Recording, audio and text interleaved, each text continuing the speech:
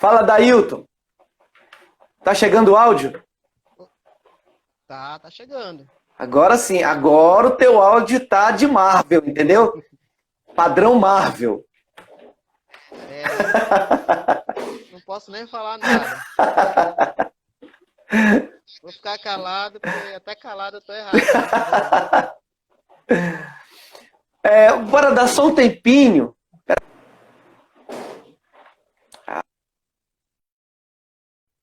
Agora aqui. Dá só um tempinho. Tá chegando tranquilo o vídeo? Tá tudo normal aí? Tá, Ah, a beleza. cara continua aquela mesmo. Só a Carol aguenta. Tem que ter seleção, hein?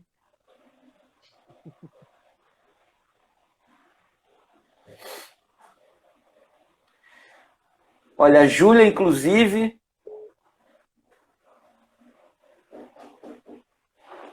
Júlia em breve será uma nova pesquisadora.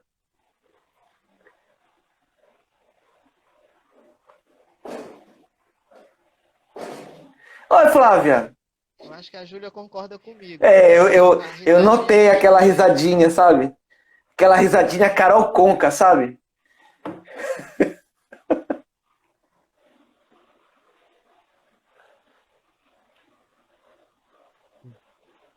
Ô, Ju,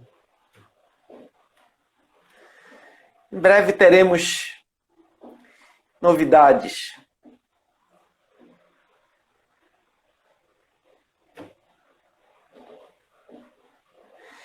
Bom, vamos começar então, cara.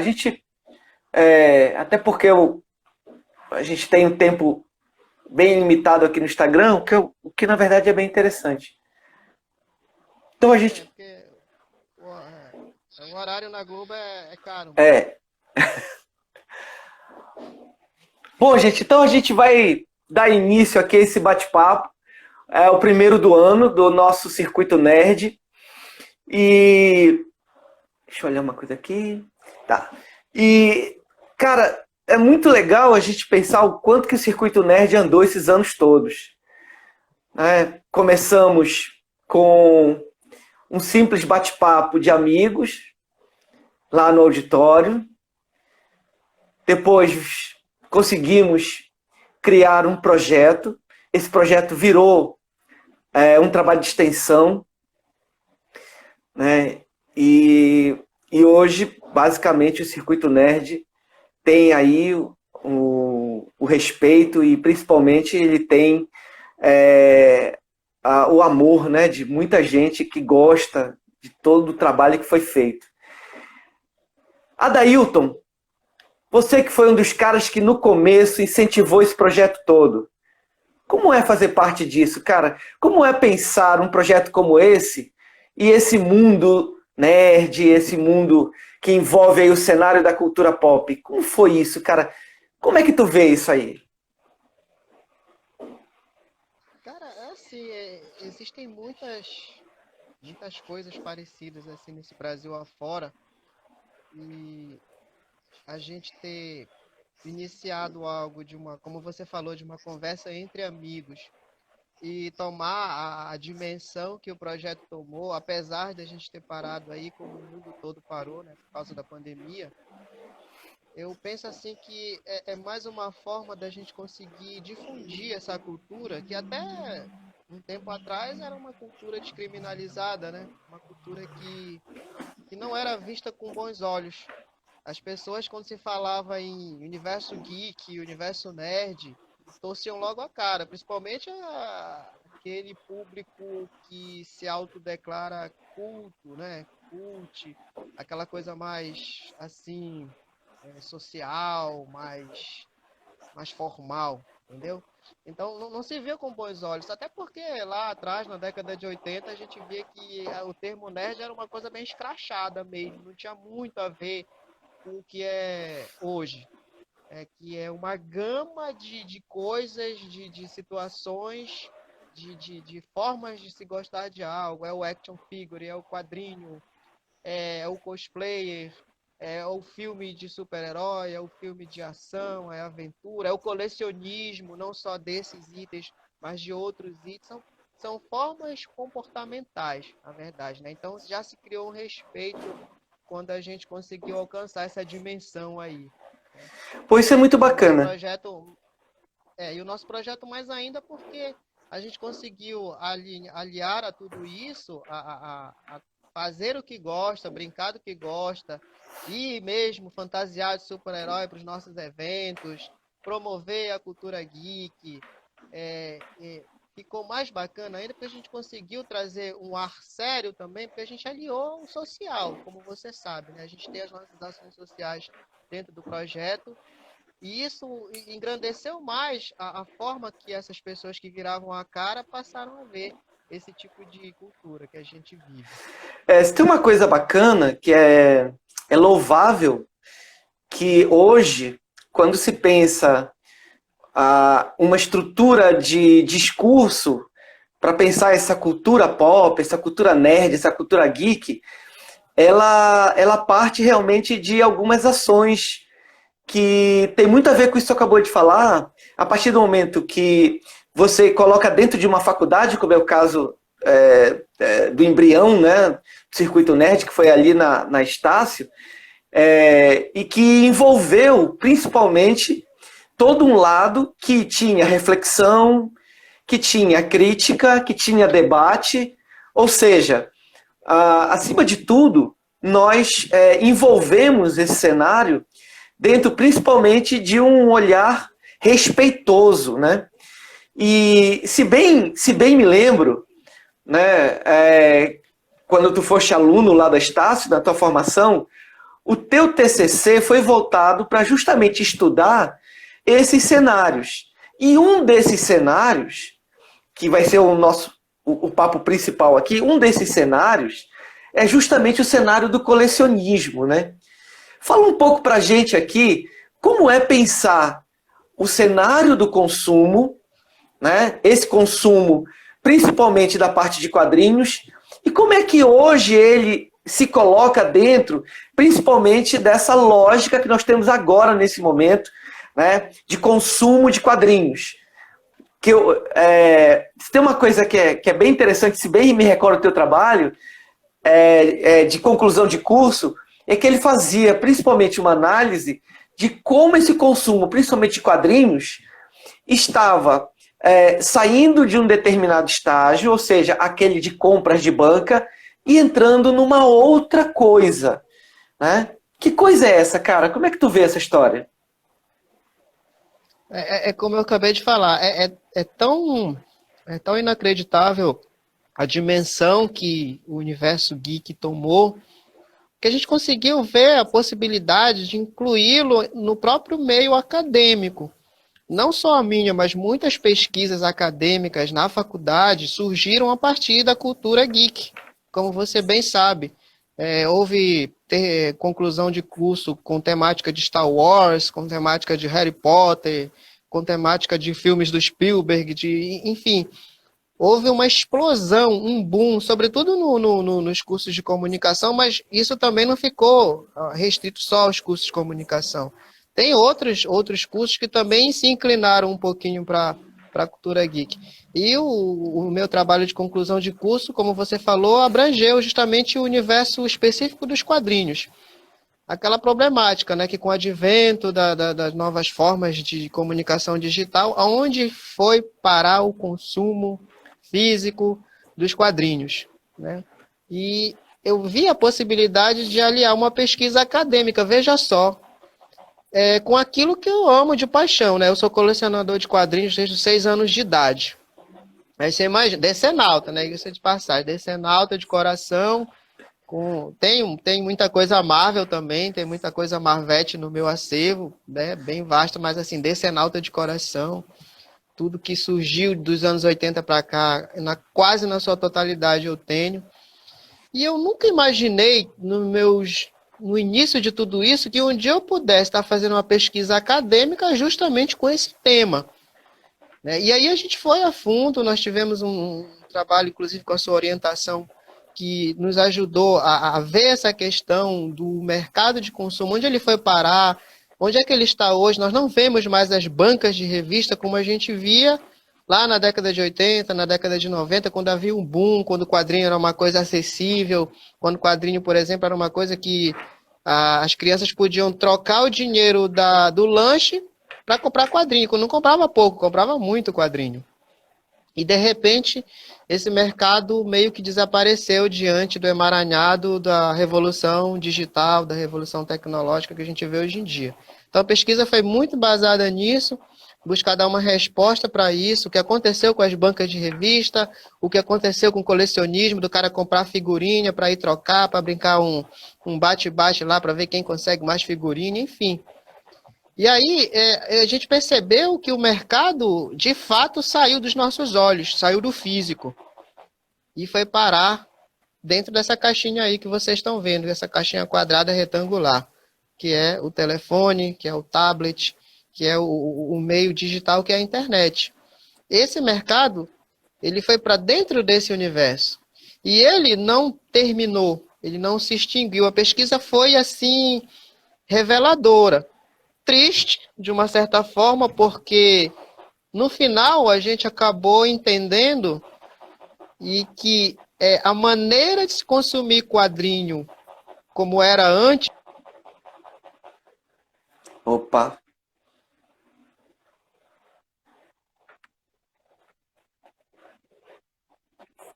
digitalizado. Quem imaginava, por exemplo, que você poderia assistir uma novela inteira hoje pela internet, a hora que quisesse, o capítulo que quisesse, do ponto que quisesse, um filme, um documentário, que antigamente, se você perdesse o horário, se perdesse aquele momento, tinha que esperar uma reprise que podia ser feita anos depois somente, né? E a internet está aí, é uma caixinha que guarda tudo para você acessar a qualquer momento, e não seria diferente com o mundo dos quadrinhos. E a pesquisa nos deixou essa realidade, que ele não está mais físico, não está mais tão presente, é uma cultura que acabou se esvaziando, mas que acabou se intensificando dentro da caixinha retangular. E o mais interessante disso tudo é que a gente vai ver aí, justamente a partir dessa tua reflexão e dessa tua observação que é realmente maravilhosa nesse sentido, como, na verdade, esse comportamento de consumo, ele acaba mudando, né? Ele acaba, na verdade, se configurando de um outro momento. E, ao que me parece, o consumo de quadrinhos, ele ganha, na verdade, outra nomenclatura, né? E aí, aquela pergunta que vai te deixar de calça curtas, né? Eu já fiz essa pergunta para um outro entrevistado que eu tive aqui, e ele fez muitas críticas sobre isso, né?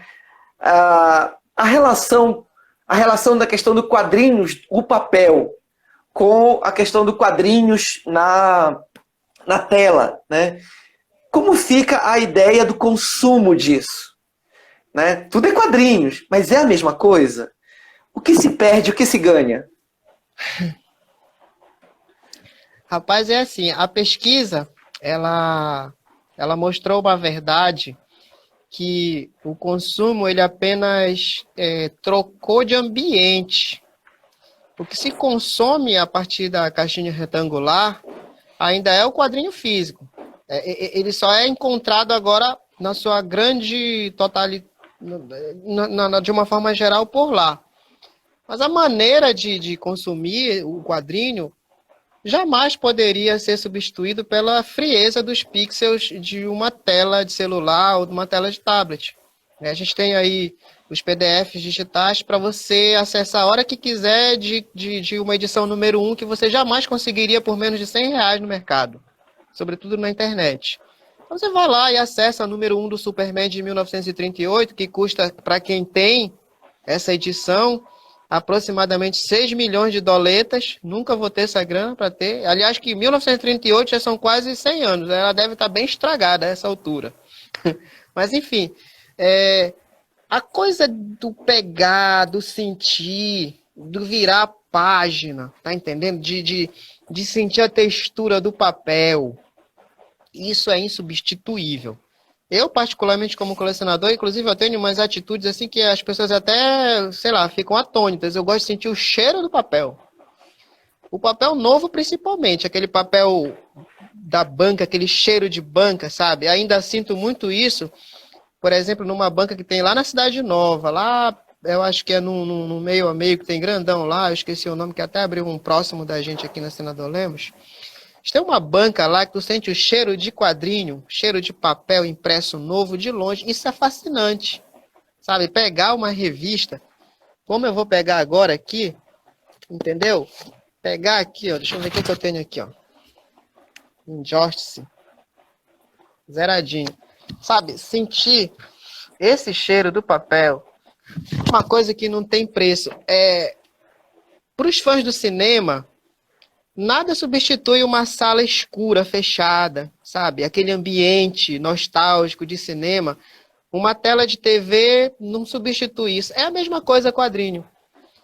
A gente só está encontrando ele num outro ambiente, mas você absorve ele a partir desse novo ambiente para poder consumir ele da mesma forma que consumia antes. Tá entendendo?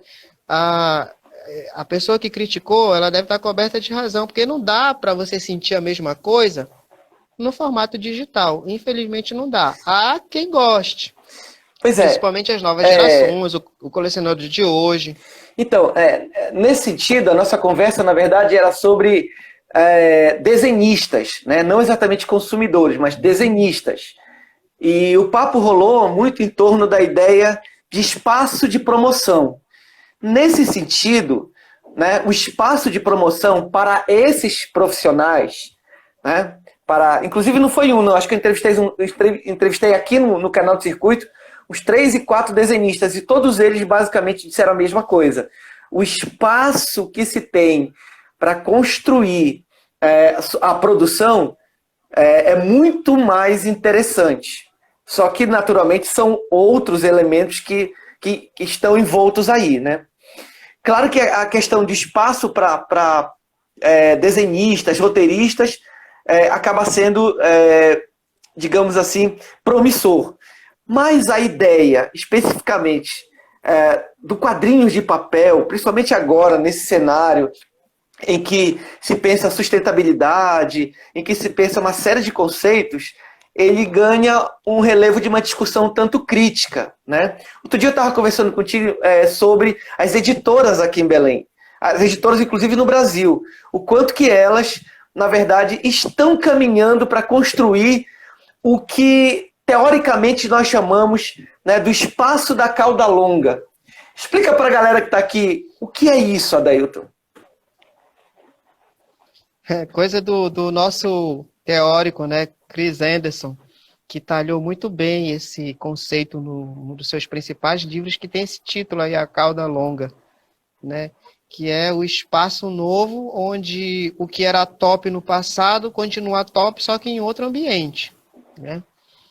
E realmente as editoras, os desenhistas, eles encontram esse espaço aberto para produzir, para ampliar o seu leque produtivo. Mas, acima de tudo, eles têm aquela informabilidade, vamos dizer assim, aquela possibilidade que o cara que trabalhava lá nos anos 80, o Jorge Pérez da vida, não tinha, que era muito analógico a forma de se produzir isso. Hoje em dia se facilita. Agora, o escoamento dessa produção é que se torna um pouco restrito, sobretudo para uma produção localizada, uma produção regional e mesmo uma produção nossa daqui. E as editoras, elas têm também aderido a essa condição digital de tudo. Daqui a pouco a gente não tem mais revista em banca. Você vai ter que ir lá e fazer a sua encomenda no site, a sua encomenda num ambiente digitalizado que a editora disponibiliza aí para as pessoas que aderem, que vão lá e... Entendeu? E tem um negócio interessante também nesse conceito, né? E aí a gente entra hoje num espaço que eu queria que tu debatesse aqui com a gente, que é o espaço onde esse consumidor de quadrinhos, principalmente o colecionador, né? Ou seja, nesse espaço da cauda longa, nesse espaço onde alguns produtos só estarão disponíveis em espaços específicos, não mais no grande mercado, não mais nas bancas de revista, né? Mas dentro desse novo cenário, como por exemplo, os leilões digitais, como é que isso insere né, a questão do consumo do colecionador e principalmente das obras de quadrinhos clássicas do papel. Como é que tu vê isso hoje? Que tipo de negócio é esse que hoje está aqui no mercado? Rapaz, é aquilo. A cauda longa, eu até mesmo não acreditava nesse conceito, depois que li o livro, né? A cauda longa é um espaço onde todo esse público aí, que consumia lá atrás, na banca, é lá que ele foi parar. E a cauda longa, para a gente hoje, que consome quadrinho, é esse ambiente digital, são os grupos digitais. E a gente percebeu com isso, através da própria pesquisa que foi feita, que é possível, inclusive, empreender nesse sentido. Boa. Construir empreendedorismo a partir de uma pesquisa. Eu me surpreendi, eu fico até... Fica até difícil para falar, porque é uma coisa que eu jamais imaginava. Assim como eu jamais imaginava que eu pudesse reencontrar de novo o universo dos quadrinhos através da internet, porque eu achava que estava perdido, tá entendendo? Eu achava que eu via a coisa desaparecer da minha frente do dia para a noite, mas não sabia onde estava. Onde estava. A partir da pesquisa, eu entendi o que é a cauda longa, que é a área de trabalho, que é o sistema operacional onde tudo foi parar, tá lá. E os grupos se formaram a partir do universo digital. Grupos de venda, grupos de troca, grupos de relacionamento, de colecionadores, de admiradores, de pessoas que curtem esse universo, e entre outros formatos de venda, como também tem os grupos de leilões, onde clássicos, relíquias antigas, até recentes, que já não estão mais disponíveis no universo físico, é para lá que vão. Entendeu? E as pessoas estão lá se estapeando atrás disso, querendo consumir isso, porque encontraram, enfim, assim como eu encontrei, e eu, a partir, repito, da minha pesquisa, encontrei, outros não precisaram, outros encontraram porque tropeçaram nela. E estava lá, está tudo lá. E a nossa rede de relacionamento, ela é tão grande, tão vasta dentro desse universo, como nunca foi antes. Eu, enquanto criança, eu, enquanto adolescente, eu não tinha contato com tanta gente que colecionava aqui em Belém, como eu tenho hoje. São centenas, quase que milhares de pessoas que se interrelacionam e revivem tudo que viviam lá atrás, só que de forma muito mais amplificada. Exatamente. Então existe... E aí a gente também não só entendeu que podia se relacionar de uma forma a reviver nostalgicamente isso, mas também podia se relacionar de forma empreendedora. E aí se construiu muitos, existem muitas lojas digitais, existe muito mercado dentro desse universo da cauda longa, que o próprio autor já citava lá no livro que compôs a minha pesquisa, que o comércio iria girar aí dentro. Se eu fosse fazer assim uma pesquisa, não estou criticando ninguém, tá? Mas se eu fosse fazer apenas uma pesquisa por fazer, no sentido de, vamos fazer uma pesquisa aqui que eu quero entregar meu TCC, quero tirar meu 10, pegar meu diploma, PT saudações, estou formado. Aí tá tudo certo. Mas eu percebi com a pesquisa que dava para empreender também. Ainda mais quando eu fui lá no universo, descobri o universo da cauda longa, descobri onde foi parar o público, essas pessoas com quem a gente se interrelaciona, e hoje eu empreendo dentro desse universo também, assim como o consumo. Isso é bem interessante. Inclusive, o nosso papo de hoje, ele não só abre as lives do Circuito Nerd desse ano, mas elas colocam em pauta um antigo sonho que nós tínhamos, que era que o Circuito Nerd também tivesse o seu espaço de produção científica. E hoje isso é uma realidade, né? Já tem um grupo que está trabalhando, pensando a pesquisa, estudando, e mais do que isso, Adailton, né? O Circuito Nerd hoje, ele impulsiona também, acima de tudo, esse olhar que é muito, eu não vou dizer um olhar romântico, mas esse olhar que toma o cenário da cultura pop, o cenário geek, o cenário nerd, como algo importante. Assim como é importante o quadrinhos para ti, né? Assim como, não só para ti, mas eu sou um colecionador também, e eu acho que tu pensa muito assim, a gente não compra mais apenas revistas mais. A gente compra, naturalmente, relações, a gente compra um produto que tem uma história junto contigo.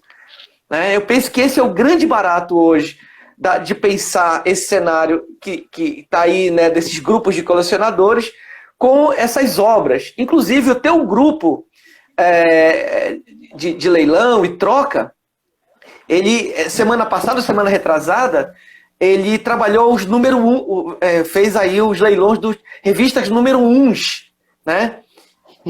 E eu lembro de ter visto lá, se eu não me engano, o Conan, já no primeiro lance, o cara dando R$ 100 no número 1. Quem é esse colecionador, Dailton? Quem é esse cara?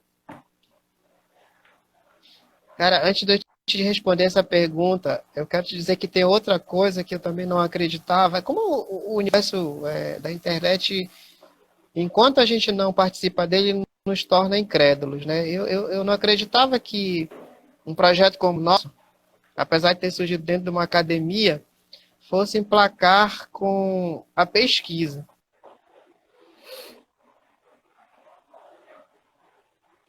Puxa, será que perdemos o Adailton? Enveredando para um grupo de pesquisa. Ótimo. Que, além de fomentar essa cultura, vai também fomentar a própria pesquisa em si. Vai criar cientistas do universo geek. Olha que maravilha. Pessoas que estudam, que pesquisam isso. E o estudo é fundamental. Aí, já respondendo agora a sua pergunta, através desses estudos e dessa pesquisa, a gente foi buscar conhecer quem são essas pessoas que estão lá no novo universo.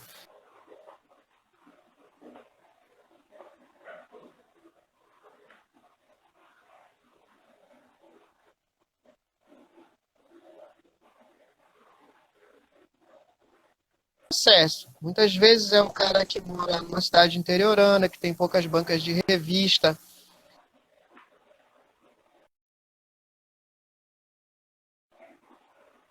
Temos pequenos probleminhas aqui na...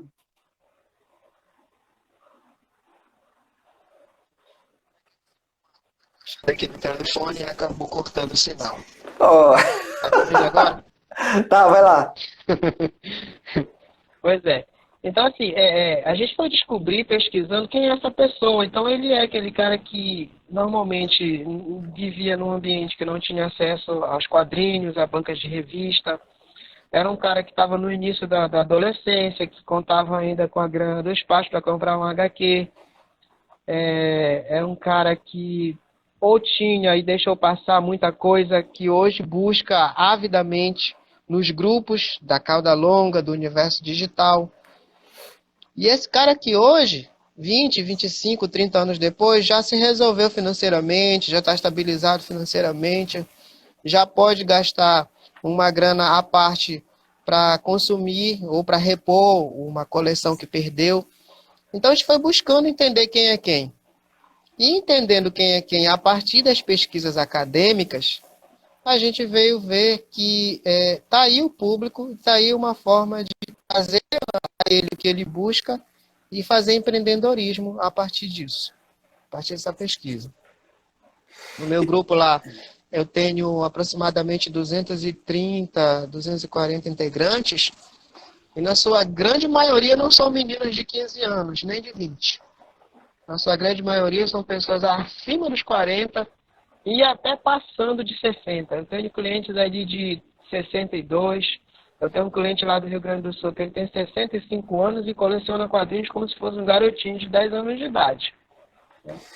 E a falta de acesso que teve lá atrás e o emaranhado de possibilidades e de opções que ele tem agora o faz fazer parte desse universo de consumo lá dentro do universo digital. É bem interessante isso, porque nos coloca um questionamento aí bem digamos assim, próprio da área da cultura pop, né?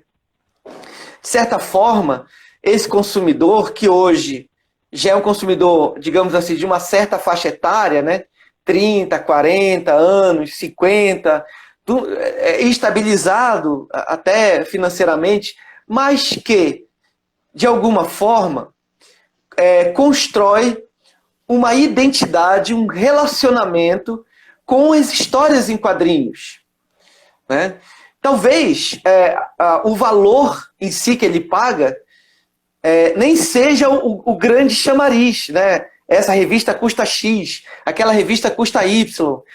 Um exemplo que eu te tenho, que eu vou te dar aqui, alguns anos atrás, eu reencontrei um amigo que eu não via desde a época de agência.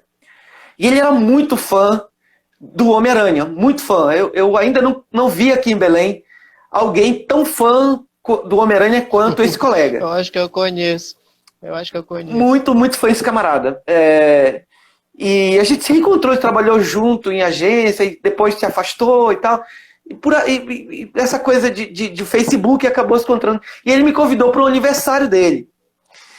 E, cara, inclusive o aniversário dele foi, na verdade, até para comemorar o primeiro aninho, né, da filha dele. Que ele, enfim, disse, pô, Dixon, vem aqui e tal, seria bacana a gente se reencontrar e tal, vai ser um ano da minha filha. Legal. E aí peguei o meu número 1 do Homem-Aranha. Né? Número 1. E tu pode dizer assim, mas porra, cara, o número 1, porra. Né? Quanto custa o número 1 do Homem-Aranha hoje? No teu grupo já começaria com R$100, né? Mas é aquela coisa, né? A gente já vendeu, já saiu no leilão aí perto de 250, mano, número 1. E eu dei pra ele, cara. Bicho, esse bicho chorou muito quando ele pegou a número 1. Ele entendeu a importância daquilo. E aí depois ele mandou uma foto. A revista está emoldurada na sala dele. Né? A revista está emoldurada como algo assim. Né? E eu acho que tem uma relação muito íntima, né? dessa perspectiva que não é valorativa, né, Adailton? Como é que tu vê isso? Assim, é como eu te falei. Hoje, como a gente percebeu que na cauda longa as coisas estão todas lá, juntas e misturadas. Quem perdeu uma coleção, quem viveu aquele momento lá atrás de colecionismo, está encontrando agora uma oportunidade de resgatar isso. E esse cara, como eu falei agora há pouco, que nós pesquisamos, que é um cara já mais resolvido financeiramente, que já se estruturou, que já não depende mais do pai para comprar seu quadrinho, que não depende mais de ter que se deslocar, por exemplo, de um centro interiorano para um centro mais urbanizado, ele encontra tudo aí dentro do retângulo. Então, esse cara, ele vai atrás de reviver de novo, porque, olha, o meu primeiro quadrinho eu tenho guardado até hoje, meu irmão me deu, eu tinha aproximadamente 8 anos de idade, meu primeiro quadrinho de super-herói, né? No momento difícil da minha vida, eu estava no hospital. Só que eu cheguei a perder esse quadrinho também. E aí, depois eu resgatei ele. E quando eu resgatei, eu revivi de novo aqueles momentos lá de trás, que eu vivi com meu irmão. Então, é afetivo mesmo.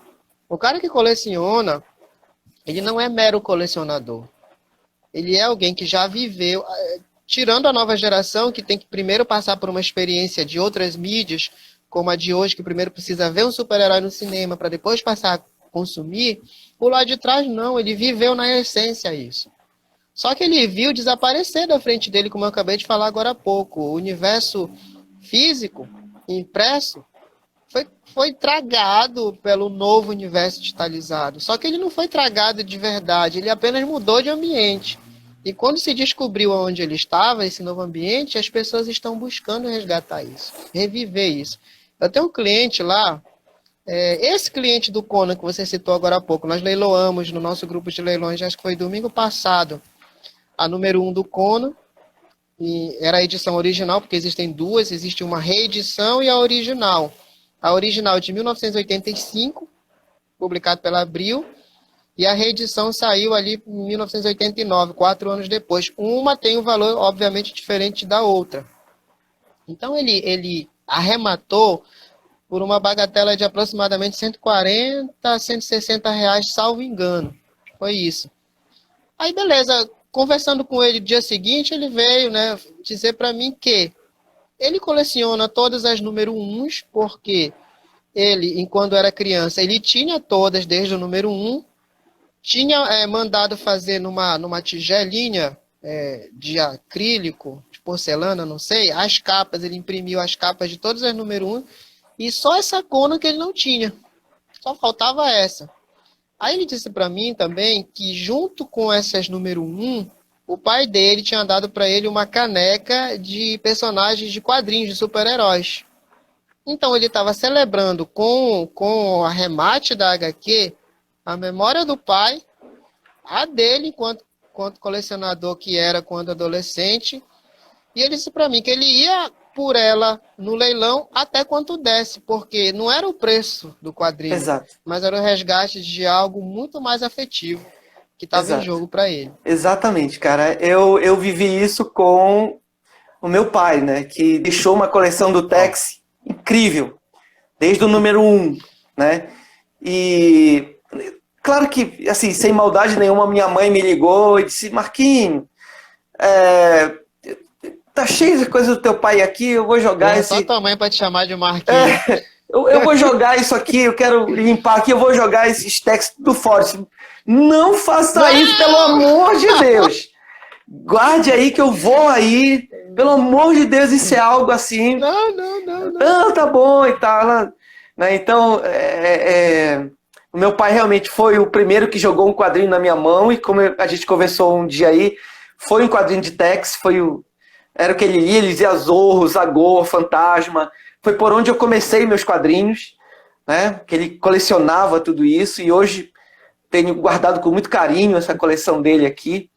E claramente, hoje,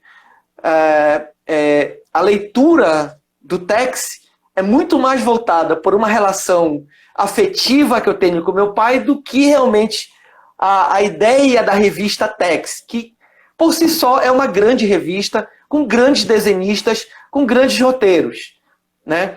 Demorei para gostar. Hoje eu tô alucinado com o né? Tex. São roteiros cinematográficos. É maravilhoso. Isso, desde o começo, realmente foi algo que me chamou a atenção. O trabalho de luz e sombra, né? As perspectivas quase de shots cinematográficos, né?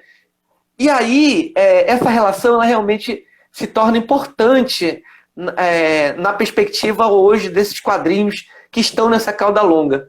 Cara, antes que eu esqueça, eu não sei se ela ainda está aqui na sala, mas ainda há pouco entrou a professora Marília.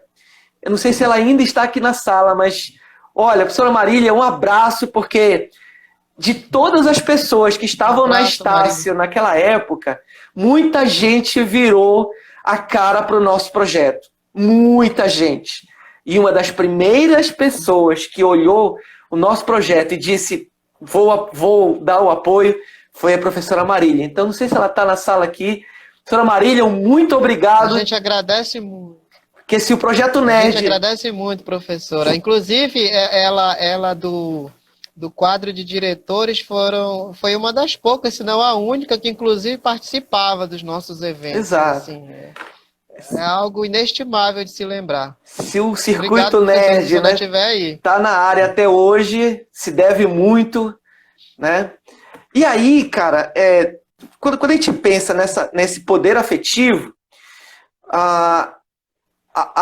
quando a gente coloca isso, pesa no mercado, tu acha hoje que as grandes editoras, como a Panini, que é hoje a mais criticada e talvez a única que ainda trabalha aqui, tu acha que ela leva em conta isso?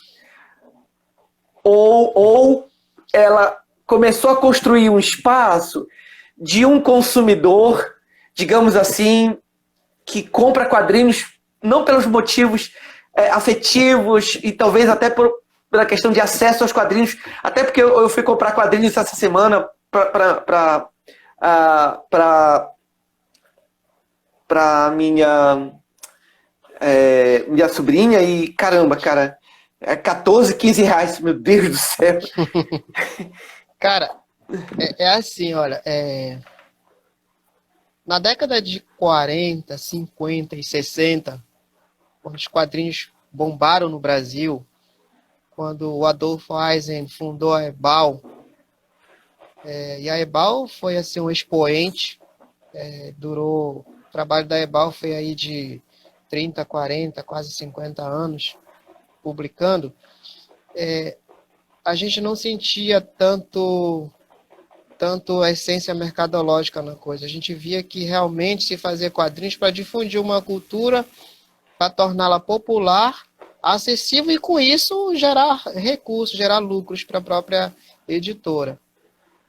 A Abril veio nos anos 80, trouxe uma proposta parecida no começo, mas depois de um certo tempo, uma nova equipe editorial lá em meados dos anos 90 começou a desandar tudo. E a Panini, nos anos 2000, estou fazendo resumo, não abraça isso de uma forma, como nós falamos há pouco, de forma afetiva. Eu acho que a única editora, e outras pessoas que colecionam talvez possam concordar comigo, que trabalhou o quadrinho de forma mais afetiva foi a Ebal.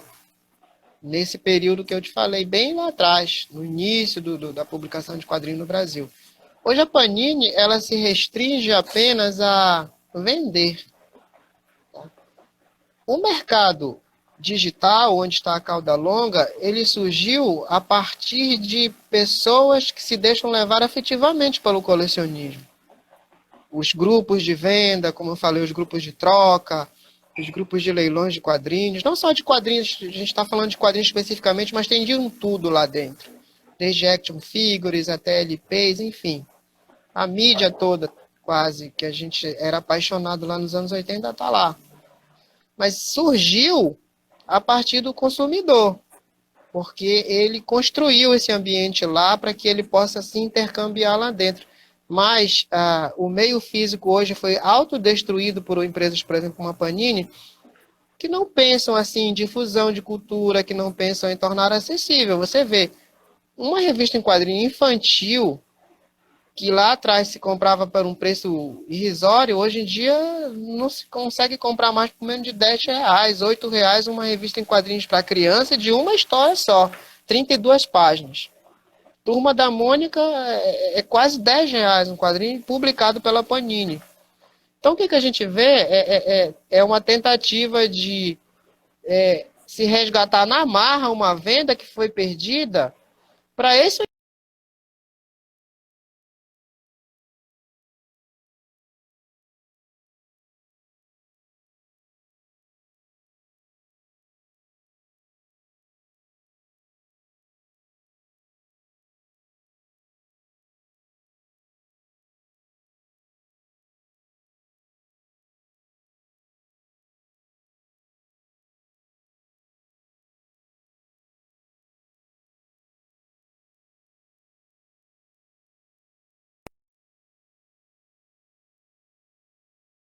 mais ou menos assim que funciona lá também. Entendeu? Então, assim, as editoras, a única editora no Brasil que publica quadrinhos agora, que é a Panini, a Mitos também publica Tex ainda, mas de menor escala, está destruindo de uma vez por todas o já fraco mercado impresso de quadrinhos. Isso é um perigo, porque se ela destrói dessa forma como vem destruindo, restringindo essa cultura a bem poucos, porque eu, como colecionador, não consigo mais. Eu tenho que comprar 7 títulos mensais, fora os especiais. Isso vai dar quase R$200 de quadrinho por mês. Exato. Porque cada quadrinho, o preço médio na Panini é de 17 a 20 reais. Você viu, você constatou quando você foi comprar a revista. Entende? E aí é complicado, porque a gente daqui a pouquinho, quando a Panini cair as vendas de tal forma, vai acontecer o que aconteceu com a Abril. Vai fechar as portas para os quadrinhos. E se a Panini, que é a maior vendedora de quadrinhos no país, fecha as portas, o que vai ser dessa mídia? Porque, de uma certa forma, afeta o mercado que produz isso. Porque se não tem para onde escoar a venda, ninguém vai pensar mais em produzir. Por onde vai se escoar a mídia, então? Exato.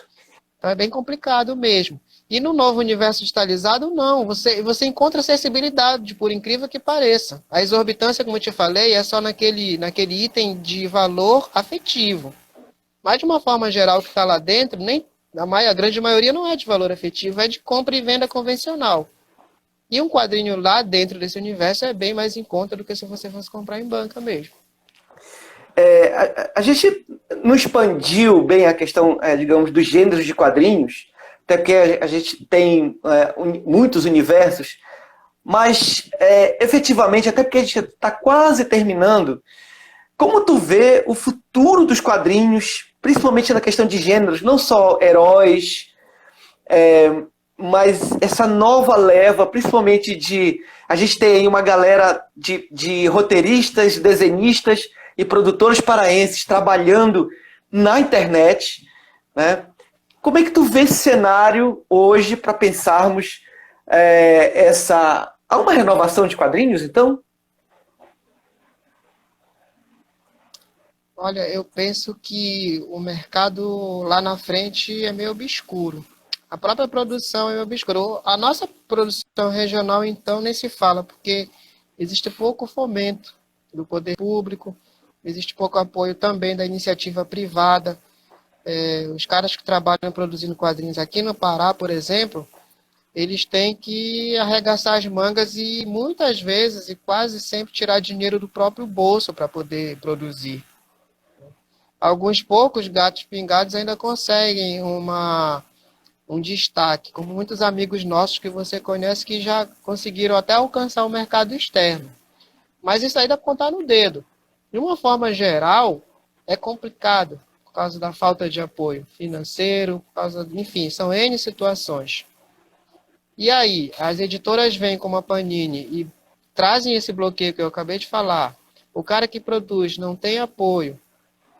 E existe uma outra realidade também. Hoje em dia, para se produzir o quadrinho, a coisa se inverteu de tal modo que o quadrinho precisa do impulso de outras mídias, como o cinema, por exemplo, para que ele possa caminhar. Antes era o contrário. O cinema precisava, eu estou falando especificamente do cinema, mas são várias as mídias. O cinema precisava do quadrinho para se fazer.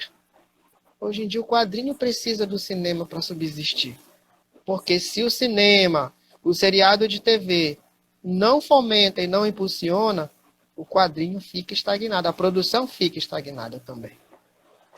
E aí o reflexo disso vem muitas vezes no valor. Exato. E talvez o mais triste disso, engraçado que enquanto a gente pode falar aqui de efeito transmídia, crossmídia, né? A Marvel, que muito bem pensou esse cenário, né, esses últimos 20 anos, com essa... A Marvel foi genial, com esses cara. links A Marvel foi todos, né? genial. Trabalhando de maneira até transversal e, naturalmente, criou novos consumidores, novos leitores, novos horizontes, até mesmo quadrinhos. Eu lembro que eu vi aí contigo uma edição em que a capa da revista era a capa era o cartaz da Mulher Maravilha, na capa. Lembra disso?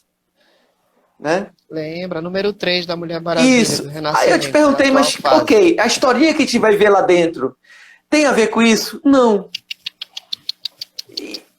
Isso é uma estratégia totalmente equivocada.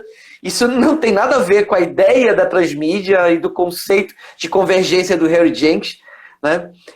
E aí, é exatamente isso que esse teu raciocínio é muito legal. Os quadrinhos, na verdade, acabam sendo os vilões, né, nessa história toda, acabam ficando num canto esquecido, quando, na verdade, a fonte disso tudo sempre foi os quadrinhos. É perigoso isso, porque a situação chegou... Não, louvores à Marvel, que construiu o universo cinematográfico fantástico, mas pode até ser polêmico o que eu vou falar, eu acho isso perigoso. Eu acho perigoso porque a origem de tudo vai acabar se tornando refém dessa produção cinematográfica, por exemplo, da produção de seriados de TV. Tanto é que de uns 10, eu vou mais atrás, de 25 anos para cá, muita coisa foi absorvida do cinema pelos quadrinhos. Quando era o cinema que trazia o quadrinho para suas telas, agora é o quadrinho que traz do cinema para dentro das suas páginas. Que é um exemplo disso, a Arlequina. A Arlequina surgiu num seriado de uma animação de TV. Ela não é originária dos quadrinhos. E já existem muitos personagens dentro das páginas dos quadrinhos hoje que pularam das telas de cinema lá para dentro. Se não como uma nova concepção, mas com o mesmo formato visual. Você pode ver qualquer personagem de super-herói Marvel DC hoje, ele não tem mais as características físicas que tinha quando ele entre aspas, quando ele dominava o mercado de mídia, entendeu? Ele já tem o visual, o aspecto do personagem do cinema. Isso é perigoso porque torna os quadrinhos dependentes da mídia cinema, da mídia seriada de TV, da mídia televisiva, quando era para ser o contrário. E aí, o dia que as produções cinematográficas cessarem, porque a gente sabe que gênero cinematográfico, ele tem um período. Quer ver? Gênero western, teve um período. Chegou a um determinado ponto, estafou o faroeste. Não emplacou mais. Gênero épico, filmes de gladiadores romanos, teve uma época que bombou, depois estagnou. Noir e por aí vai. O que vai acontecer quando o gênero super-herói no cinema e nos seriados de TV estagnar? Vai se estagnar os quadrinhos também, porque eles estão acabando tornando uma mídia dependente da mídia cinematográfica. Eu vejo isso como um perigo. Certo. E não vejo com bons olhos. Porque o quadrinho, a produção própria, particular, perde autonomia. Boa. E aí, cara, eu acho até pra gente fechar que deve estar terminando aqui com relação a isso, com relação principalmente a esse cenário hoje que os quadrinhos, principalmente os quadrinhos físicos, né, o de papel, as revistas de papel, hoje elas se encontram muito restritas num cenário... Eu sinto que te deixei impactado agora. Impactado de verdade, porque eu sou um velha guarda, né? Eu tenho três paredes de revistas, né, que, de certa forma, estão dentro de um cenário de colecionismo, não num cenário de mercado. Isso me entristece um pouco, entendeu? Não que eu não leia quadrinhos digitais, eu leio, né? Cheguei, inclusive, a comprar material digital, até mesmo de quadrinistas paraenses e brasileiros, né? Nesses novos cenários aí do Catarse, que é outra história, dá até um outro bate-papo entre a gente aqui. Mas, efetivamente, o quadrinho de papel, né, ele entra realmente nesse cenário que tu colocou, que é o cenário do colecionismo. E, principalmente, vai acontecer com ele o que aconteceu com o vinil, né? Um público específico que vai consumir dentro de um cenário também muito específico, né? Isso é bom, isso é ruim, mas é naturalmente o que nós teremos. Da tua fala, o que é legal a gente ver é que, em si, os quadrinhos não estão morrendo, eles estão passando por um novo processo, né? Que não dá para a gente literalmente tirar uma conclusão agora. O que a gente pode perceber é que o quadrinhos de papel, esse realmente está encostadinho. Ele não acabou, não vai acabar. Ele só entrou dentro de um novo espaço de consumo, que é justamente o que tu estás fazendo hoje, né? E que não é pequeno, é um espaço amplo. Eu achava que nem existia esse espaço. E vivo ele hoje e percebo o quão gigante... E eu estou falando de uma única mídia, né, que os nossos grupos são do WhatsApp. Só que isso já foi para o Facebook, já foi para o Telegram, já foi para o Instagram, já avançou várias mídias. Então, assim, não é uma coisa pequenininha, é uma coisa grandiosa como foi nos seus tempos áureos. Entende? Isso é que é legal. Agora, o impresso, o físico, ao vivo, é esse sim que está numa situação complicadíssima. E aí fica aquela tua fala inicial, que eu também compactuo contigo, a ideia de pegar, né, o livro físico, cheirar, né? Hoje, inclusive, hoje, eu ganhei um livro da minha esposa, de Star Wars, né? E qual é a primeira coisa que a gente faz quando abre, né? Cheira, namora, fica com ele, sabe? Passa a mão devagarzinho. Fica paginando Isso, primeiro. Não cara, lê ainda, fica paginando. Não, sabe? Fica essa é uma relação realmente que é um consumo que tem outras particularidades, né?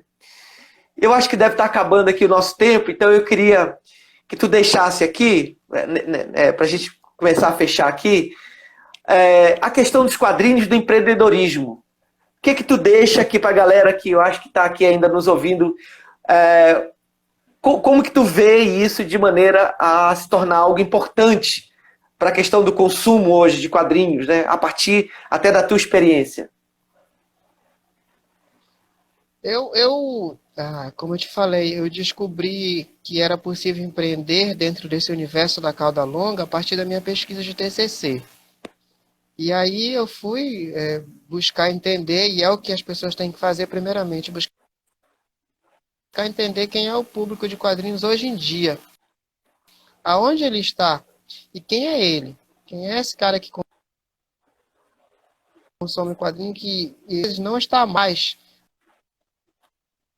porta dos sebos, porque nem sebos quase existe mais, não está na porta das lojas de quadrinhos, ele está lá dentro da internet, lá dentro da caixinha angular. Entrar no universo, conhecer esse público, lá você vai perceber que é possível, a partir de pouco contato, construindo, como a gente já consta há mais de um ano. A gente tem um grupo de vendas, eu tenho 2 grupos de venda na internet e mais um grupo de leilões, onde a gente trabalha tanto material clássico, material antigo, quanto material recente, e tem um fluxo de vendas, graças a Deus, muito bom, de forma a contribuir, complementar muito a nossa venda, e para termos de comércio mesmo, de quadrinho, o ambiente está lá. Ele está pipocando, ele está amplo, ele está fervilhado. Né? Não adianta mais sair à rua e buscar esse comércio aqui no real, no mundo real, porque ele não existe mais no mundo real como era antes. E é possível empreender a partir do intercâmbio que você vai construindo ali dentro dos grupos. E são de grupos de vários gêneros de quadrinhos, de vários gêneros de mídia, não só quadrinhos, como a gente falou, e de muito facilmente, inclusive, e muito rapidamente. Isso é legal, cara. Bom, Adailton, eu queria te agradecer, aproveitar esse finalzinho aqui, principalmente pela parceria desses anos todos. Criar o Circuito Nerd talvez tenha sido uma das grandes alegrias da minha vida, e tu foste um cara que desde o comecinho não só acreditou nisso, mas apostou nessa história, e hoje estamos aqui, né, firmes e fortes, já criando novos braços para o projeto e cada vez mais levando para as pessoas esse horizonte maravilhoso que é o horizonte da cultura pop. Muito obrigado, cara, pelo teu tempo, obrigado por esse bate-papo. Espero que a turma tenha curtido aí essa história. E olha, né? Adailton, para fechar aqui, fala um pouco antes da gente terminar, como encontrar o teu grupo e como é que a turma faz para comprar quadrinhos.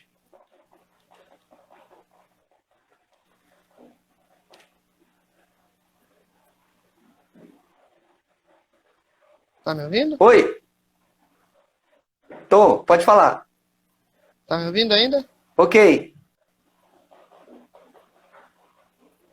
Tá. Então, assim, eu queria o nosso projeto em si, o Circuito Nerd, né?